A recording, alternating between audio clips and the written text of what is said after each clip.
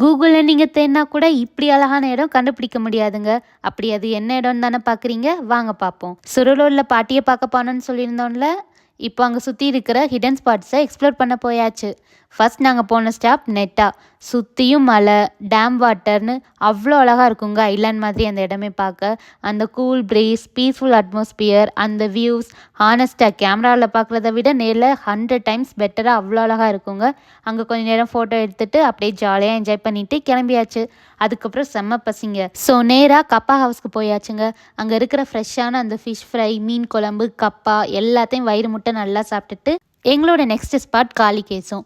அங்கே போகிற வழி அவ்வளோ அழகாக இருக்குங்க. ஃபுல்லாமே ரப்பர் எஸ்டேட்டால் சரௌண்ட் ஆகிருக்கும்.